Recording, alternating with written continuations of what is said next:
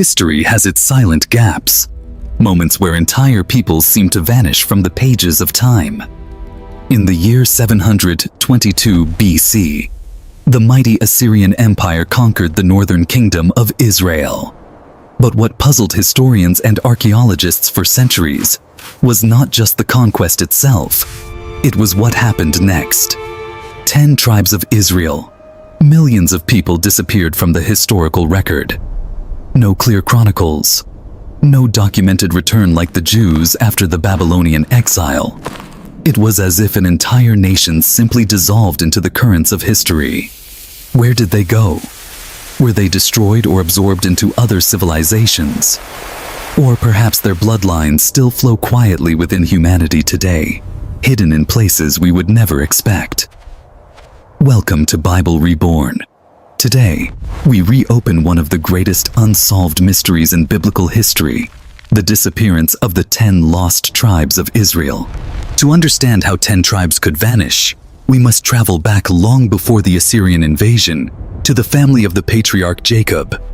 Jacob had 12 sons. Each would become the ancestor of one of the tribes of Israel. But within this family, the seeds of division were already planted. Scripture tells us that Jacob favored Joseph, the son of Rachel. He gave Joseph a special garment, a richly decorated robe of many colors. In the ancient Near East, such a robe was not simply a gift. It symbolized status and inheritance.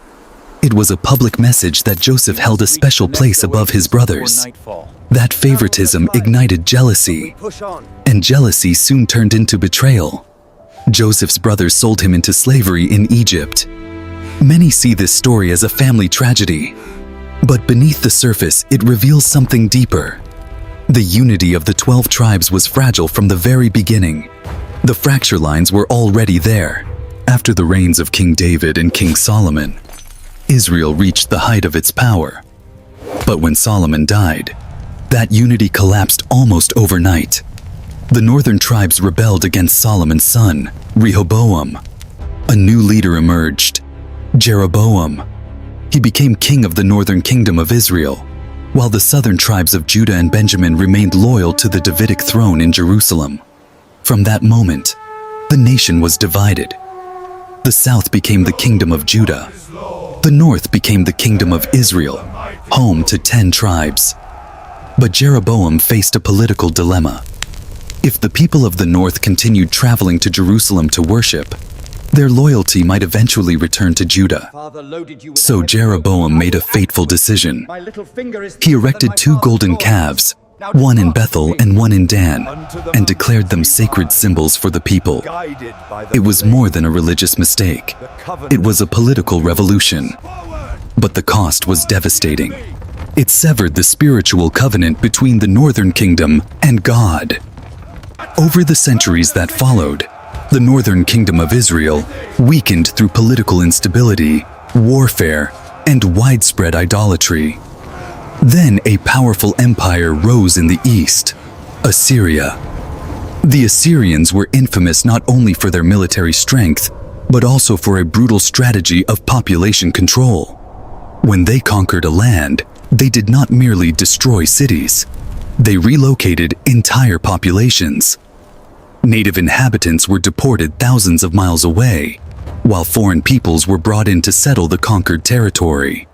The result was cultural and ethnic mixing that slowly erased national identities.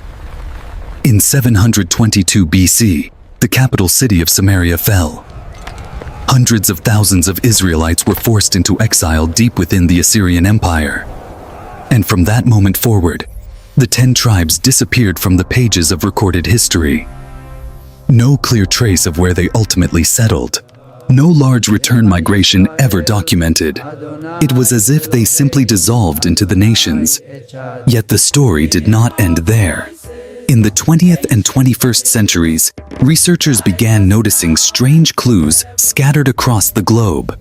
In southern Africa, a group known as the Lemba people maintained traditions remarkably similar to ancient Jewish customs, including circumcision, dietary laws, and priestly rituals.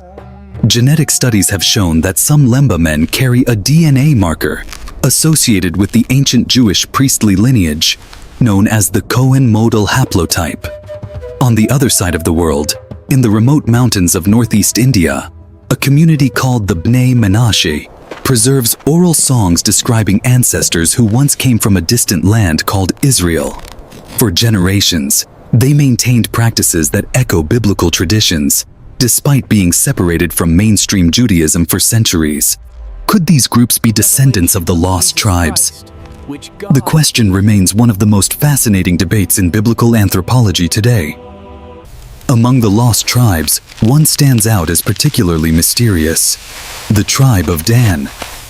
In the book of Revelation, when the list of the 144,000 sealed servants is recorded, the tribe of Dan is noticeably absent. This omission has puzzled theologians for centuries. Some scholars suggest that the tribe of Dan became closely associated with idolatry in ancient Israel. The city of Tel Dan was one of the locations where Jeroboam placed a golden calf for worship. If this interpretation is correct, the story of Dan becomes more than a historical detail. It becomes a warning, a reminder that in biblical theology, faithfulness to God mattered more than lineage or tribal identity. So, where did the 10 lost tribes go? Perhaps they were absorbed into other cultures. Perhaps fragments of their descendants still exist in distant corners of the world. But the Bible also offers another perspective. In the book of Ezekiel, the prophet describes a valley filled with dry bones. God declares that these bones will live again. The vision symbolizes restoration, the gathering of a people who had been scattered. Perhaps the 10 tribes vanished from historical maps, but they were never lost from the eyes of the Creator. And if the story of Israel teaches us anything, it is this: what seems lost in history can one day be found again. Thank you for joining Bible Reborn as we explored one of the greatest mysteries of biblical history. If you enjoy journeys into archaeology, faith, and the ancient world, be sure to subscribe and continue discovering the hidden stories of the Bible.